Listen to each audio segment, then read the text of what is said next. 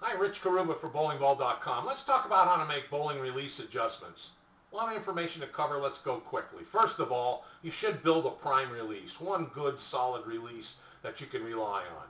Whether it's what they call a stroker, a person that has a very low rev rate, lets the ball flow evenly off their thumb and fingers and project with a long skid toward your target and a very little hook on the back end, or whether you're an in-between type player where you pick up a pretty good rotation on the axis when you release the ball, axis tilt we call that, and also the thumb gets out a little sooner than the fingers and kicks the ball up a little bit more with a higher rev rate. That's an in-between player.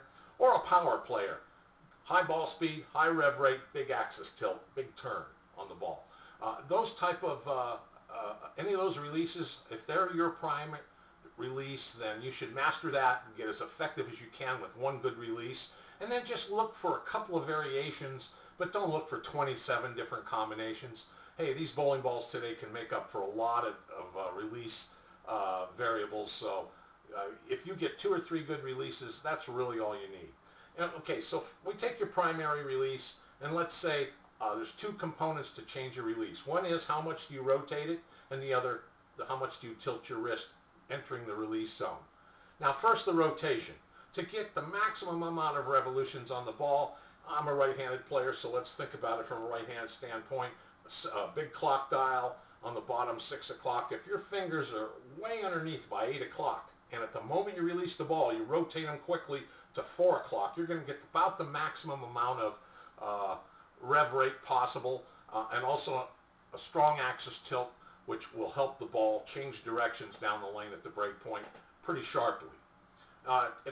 In-between players are ones that maybe set up their hand about 6 o'clock and roll it to 4 o'clock. Very little turn, but some decisive turning action. And of course, the stroker players or direction players are ones that might already start out with their fingers at 5 or 4 o'clock even and stay there all the way through. No hand rotation, but just your hand being on the side of the ball, and the pitch angles your fingers are drilled into the ball will kick the ball, create enough axis tilt, and you will get a slight hook on the back end of the lane. Now either of those are good standard releases, but your powerful release is to get way underneath the ball, behind the ball, and the fingers rotate from about 7 or 7:30, perhaps 8 o'clock, over to 4 o'clock. It's easier to do that if your hand starts on the side of the ball, possibly underneath it.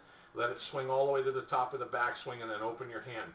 You'll feel your thumb moving outward a little bit to get into that position. Now the tilting of the wrist is another factor. Most people, when they release the ball, their wrist is partially tilted unless they wear a wrist support device. I highly recommend wrist support devices for you bowlers who aren't bowling a lot of practice. Now I realize that it feels more comfortable to not wear one, but I see bowlers try to put a powerful release on the ball all the time, and they're almost resting the ball or cradling it on their forearm, and they start their swing. It's a shorter swing radius because your swing is controlled. The muscles are tight, gets back to the swing, and as you enter the release zone, I watch that same bowler, and their hand is back tilted or straight or tilted anyway. So why bother putting the wrist in it there? Tilt it up. When you get to the top of the backswing, if you can use a wrist support device to train your wrist to stay slightly tilted forward or straight, then your thumb's going to exit the ball. Be guaranteed to exit the ball before your fingers. So your fingers can do their quick rotation. You'll get a sharper, crisper, cleaner, consistent release action. And that will help get you consistent skid to the break point and consistent and powerful roll at the back end of the lane. Well, we hope some of these tips help you. There's a million different things to talk about when it comes to releasing the bowling ball. Keep it simple. Rely on the technology and the equipment. See a certified coach. And of course, while you're here today, why don't you take a look around our site. And if you spot something that you think you'd like to purchase, just simply follow the easy to order online instructions. And remember, our store is always open, and we thank you for visiting bowlingball.com.